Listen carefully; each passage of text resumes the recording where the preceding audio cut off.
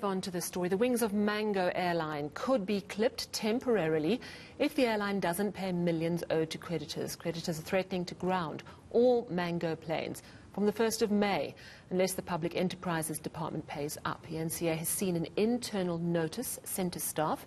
In it, the airline's management says the money has been promised since January this year, but there's been nothing to show for it yet.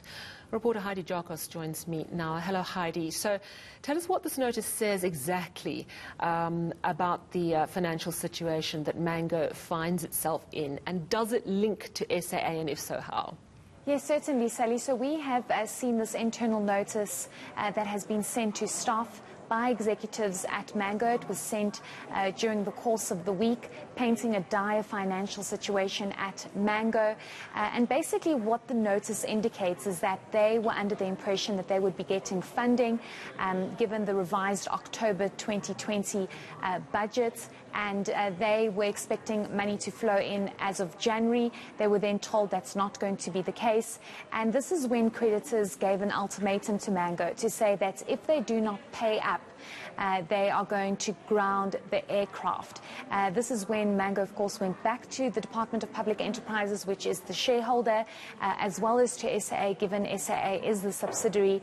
And we understand that what the correspondence clearly says is that funding will only flow in around June. So this is a quite concerning situation for Mango, as they have been given this ultimatum. If they do not pay up by the 30th of April, aircraft will be grounded as of the 1st of May.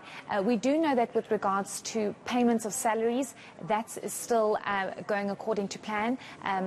Staff members will be paid for the month of April. But just looking at the distress in that email, Sally, it does seem as though that they are desperate for money to flow from the department. And it's not entirely clear as to where that money is actually going to come from. Does it form part of that 10 billion rand that SAA received? Does that 10 billion rand contribute towards Mango and SAA subsidiaries such as Air Chefs, also Mango? So we're not entirely sure where that comes from, but just looking at that email, they are desperate to get that money in so that their planes are not grounded. All right, let's take a listen to one of the clips of an interview done earlier. Yes, it's quite a difficult position to be in as well. And as you rightfully say so, what we have done as SAA board is that we'll give the Mango management and the board an opportunity to look at that particular situation, and then a proper feedback will be provided whenever there's clarity there.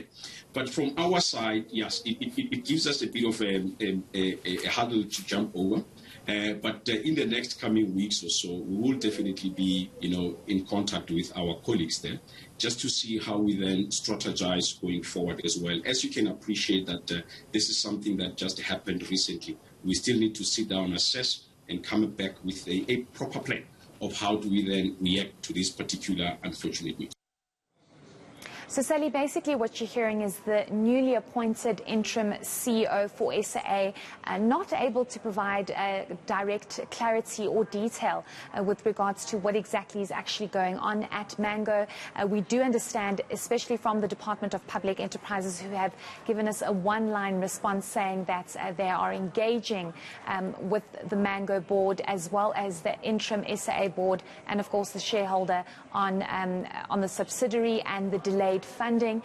We do not know further detail. We do not know if funding will be made available by next week Friday or how much it will be. But of course, the CEO indicating that talks are at a very sensitive stage. The department also indicating that to us, as well as Mango. So unfortunately, we don't have detail as to what the plan is going forward, but we do know that discussions are underway. All right, so real concerns about Mango at this time. And we've had SAA in dire straits for such a long time now. What is the very latest on SAA? What did the CEO say about that, on when it might fly again? Yes, so we got a chance to speak to the CEO this afternoon. Our business editor, Devin Morgan, got a chance to speak to him about the plans at SAA and why he decided to take that job, a very stressful job, I would say. But he's indicating that the airline will most likely take to the sky again in July or August, depending on certain complications and whether or not they are resolved. For example, we know that the pilots are on strike. They need to go for retraining. But also, Sally, what's key here is making sure that SAA gets that equity partner that the Department of Public Enterprises has said they are working with, and they are trying to finalize that deal.